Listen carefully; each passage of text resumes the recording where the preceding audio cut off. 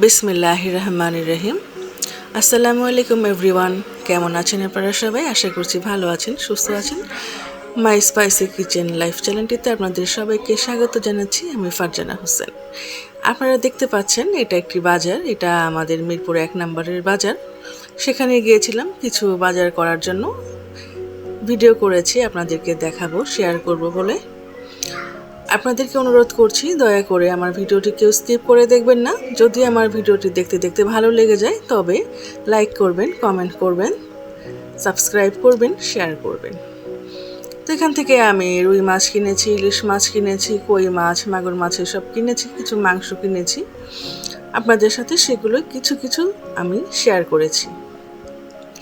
তো এই যে রুই মাছটা দেখলেন, সেই রুই মাছটাকে আমি কেটে ধুয়ে পরিষ্কার করে নিয়ে কয়েক টুকরো নিয়েছি। রুই মাছের কোরমা করব সেই জন্যে।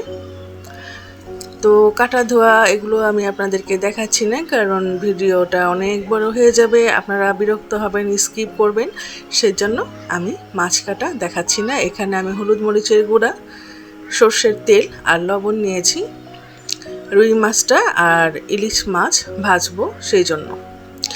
রুই মাছটা যেহেতু আমি কোরমা করব সেই জন্য এটা আগে একটু ভেজে নেব। আর একটা ইলিশ মাছ, এটা বেবি ইলিশ, আমি আমার ছেলেকে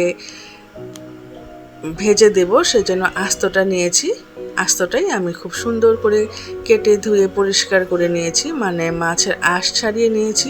আর পেটের ভেতরে সব কিছু আমি পরিষ্কার করে নিয়ে ভালোভাবে এখানে আমি মশলাটা মাখিয়ে নিচ্ছি। এটা মশলা মাখানো হয়ে গেলে আমি রুই মাছের টুকরোগুলোকে সুন্দরভাবে মশলা মাখিয়ে নেব। তো যেটা বলছিলাম, আমার ভিডিও যদি আপনাদের কাছে ভালো লাগে তবে সাবস্ক্রাইব করে পাশে থাকবেন আরও নতুন নতুন ভিডিও দেখার জন্য। তা আজকে শুক্রবার, আমি শুক্রবারে কি আজকে রান্না করলাম আর কিভাবে এই মাছ দিয়ে সুন্দরভাবে আপনারা মেহমানদারি করতে পারবেন অথবা ছুটির দিনটাকে স্পেশাল করতে পারবেন, সেই রকম রেসিপি করেই আজকে দেখাচ্ছি। আমি এই রুই মাছ দিয়ে কোরমা করব। ইলিশ মাছটা আস্ত ভেজে নেব, তাতে আমার ছেলে ভীষণ খুশি হয়ে যাবে। আর একটু গরুর মাংস আছে, সেটা দিয়ে আমি বিরিয়ানি রান্না করব। তো যদি খাবারের মেনুতে এই 3টা পদ থাকে তাহলে কিন্তু খুব সুন্দরভাবে আপনারা ছুটির দিন স্পেশালভাবে কাটাতে পারবেন, আর প্রয়োজনে অতিথিও আপ্যায়ন করতে পারবেন। পরিবারের প্রশংসাও করবেন, আবার অতিথিরাও খুব পছন্দ করবে, প্রশংসা করবে। তো এখানে আমি গরুর মাংসে আদা বাটা, রসুন বাটা, জিরা বাটা, বাদাম বাটা, পেঁয়াজ কুচি আর টক দই, একটু বিরিয়ানির মশলা, সেটা ঠিক বিরিয়ানির মশলা না, আমি যে স্পেশাল মশলাটা বাসায় তৈরি করে ব্যবহার করি সেটাই, গরম মশলা, এই সমস্ত কিছু দিয়ে আমি সুন্দরভাবে মাখিয়ে নিব। একটু মরিচের গুঁড়া মাখিয়ে নিয়ে আমি, সাথে তেলও থাকবে, লবণ থাকবে, এগুলো দিয়ে সুন্দরভাবে মাখিয়ে নিয়ে আমি অল্প একটু তেল কড়াইতে গরম করে দারচিনি, এলাচি, তেজপাতা এগুলো দিয়ে গরম করে নিয়ে এই মাংসটা কষিয়ে রান্না করে ফেলবো। তো বিফটা আপনারা যত সুন্দর করে মাখাতে পারবেন ততই কিন্তু বিফটা টেস্ট হবে আর দ্রুত সেদ্ধ হয়ে যাবে। তো এই যে টক দই দিয়েছি আর তার আগে দিয়েছি তেল। সুন্দরভাবে মেখে এটাকে যখন আমি রান্না করব, বিশ্বাস করেন সুন্দরভাবে ম্যারিনেট হয়ে গেলে এটা 10 মিনিটের বেশি সময় একদমই নেবে না। আপনারা এটা রান্না করে দেখতে পারেন। আর যদি সময় বেশি লাগে তাহলে আপনাদের ম্যারিনেটটা হয় নাই। ম্যারিনেটটা সুন্দর করে করতে হবে, খুব ভালোভাবে। এখানে কড়াইতে আমি তেল দিয়ে নিচ্ছি, অল্প একটু তেল, যেহেতু আমি মাংসে তেল দিয়েছি। আর গরম মশলাটা সুন্দরভাবে ভেজে নিয়ে এই যে ম্যারিনেট করা মাংসটা এখানে দিয়ে দিচ্ছি। এটা আমার রেডি করতে একদমই সময় লাগবে না। আমি কিন্তু আপনাদের সাথে যে মশলার নামগুলো শেয়ার করেছি সেগুলো ছাড়া অন্য কোনো কিছু দেইনি। আমার ভিডিওতে আপনারা ফেক কোনো কিছুই পাবেন না। এটা একদম ঘরোয়া পদ্ধতিতে সুন্দরভাবে আমি করার চেষ্টা করি, একদম ঝামেলা কমভাবে, যেন যে কেউ আপনারা আমার রেসিপিগুলো ফলো করে রান্না করতে পারেন এবং সুন্দর স্বাদ পান। আমার এই মাংসের কষানো হয়ে গেলে আমি যে এটা দিয়ে বিরিয়ানিটা রান্না করব, সেটা আপনারা খেয়ে কেউ বুঝতে পারবেন না যে এটা বাসায় করা হয়েছে না বাবুর্চি করেছে। একদমই কেউ বুঝতে পারবে না, এটার টেস্ট এতটা সুন্দর আসবে।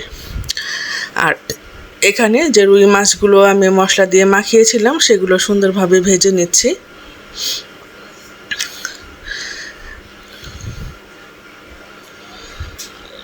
আর এই পাশে আমার মশলা মাখানো হয়ে গিয়েছে, এটা একদম সুন্দরভাবে কষানো হয়ে গিয়েছে, সেদ্ধ হয়ে গিয়েছে, আর এটার টেস্ট একদম পারফেক্ট আছে। আমার এখানে আলাদা করে নতুন করে আর কোনো লবণ কোনো কিছু দিতে হয়নি।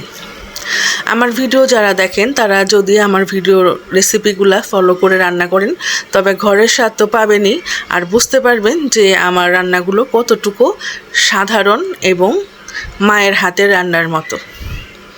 এখানে একদমই ফেক কিছু আমি করি না। আর এই পাশের চুলায় আমি পেঁয়াজ ভেজে নিচ্ছি, আদা দিয়েছি, আর এখানেও পেঁয়াজ ভাজা হচ্ছে এই কড়াইতে। এখানে আমি পোলার চালগুলো দিয়ে দিলাম, পোলার চালগুলো সুন্দর করে আমি ভেজে নিব।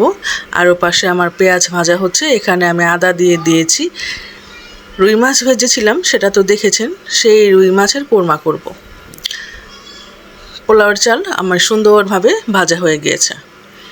আর ও পাশে আমি আদা বাটা দিয়েছি, জিরা দিব, সুন্দরভাবে কষিয়ে নিচ্ছি।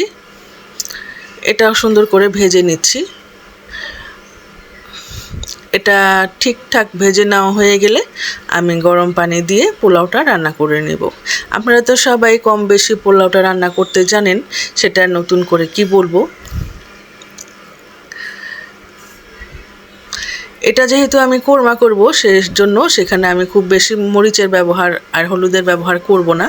এখানে দিয়ে দিলাম সামান্য একটু মরিচের গুঁড়া, আর দিলাম কিছুটা টক দই। এপাশে আমার পোলার চাল ভাজা প্রায় হয়ে গিয়েছে। টক দই দেওয়ার পরে মশলাটা খুব ভালোভাবে আবার নেড়ে চেড়ে মিশিয়ে নিচ্ছি, একটু ফুটে উঠুক। আর এখানে আমি যে গরম পানি ব্যবহার করছি,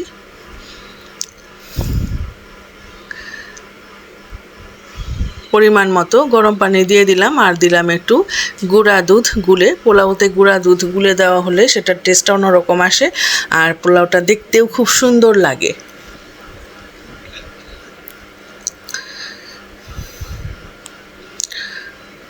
এই যে ভাজা মাছগুলো আমি কষানো মশলায় দিয়ে দিয়েছি, খুব সুন্দর করে আমি মিশিয়ে নিচ্ছি। দিয়ে দিলাম কাঁচামরিচ। পোলাওতে পরিমাণ মতো লবণ দিয়ে নিলাম। আচ্ছা, আপনারা কি কেউ বলতে পারবেন 1 কেজি পোলাওর চালে কতটুকু লবণ ব্যবহার করা হয়? যদি কেউ জেনে থাকেন তাহলে আমাকে বলবেন।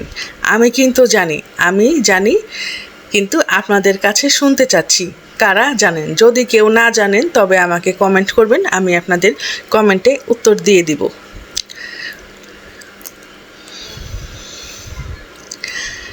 পোলাওটা দমে দিয়েছিলাম, এখন ঢাকনা খুলে এখানে আমি কেওড়া জল আর ঘি দিয়ে দিচ্ছি। সুন্দরভাবে মিশিয়ে নিয়ে আমি মাংসগুলো মেশাবো।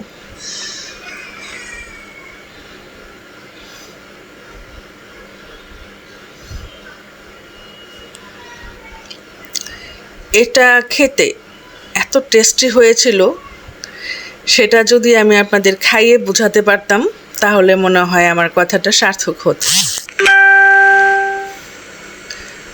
দেখুন পোলাওগুলা খুবই সুন্দর সাদা হয়েছে, আর এই সাদাটা হয় দুধ দিলে। আর আদা যদি খুব বেশি পরিমাণ আপনি ভেজে ফেলেন, পেঁয়াজগুলা যদি খুব বেশি পরিমাণ ভেজে লাল করে ফেলেন তাহলে কখনো আপনার পোলাও সাদা হবে না। পোলাও সাদা হওয়ার টিপস হলো পেঁয়াজটা খুব বেশি ভাজা যাবে না, আর আদাকে ভেজে পুড়িয়ে ফেলতে পারবেন না। হালকা ভাজা হয়ে গেলেই আপনাকে পোলাওটা রান্না করে নিতে হবে, তবেই আপনার পোলাও সাদা হবে। তো এটা সুন্দরভাবে মিশিয়ে নিয়ে আবার একটু ঢাকা দিয়ে রাখছি। আর এখানে দেখুন আমি মাছের কোরমাতেও একটু ঘি দিয়েছি। এটা কমপ্লিট হয়ে গিয়েছে। এটা যখন আমি নামিয়ে ঠান্ডা করে নিব তখন আরও একটু শুকিয়ে যাবে। আর এখানে আমি ফ্রাই প্যানে ইলিশ মাছের ভাজাটা ভেজে ফেলেছি, সেটা আপনাকে একদম শর্ট করে দেখিয়ে দিলাম। তো এই ছিল আজকে আমার বিফ তেহারি বা বিরিয়ানি, ইলিশ মাছের ভাজা আর রুই মাছের কোরমা। শুক্রবারে এইরকম আয়োজন থাকলে একদম দুপুরের খাবার জমে যায়। দেখা হচ্ছে পরবর্তী ভিডিওতে। খোদা হাফিজ।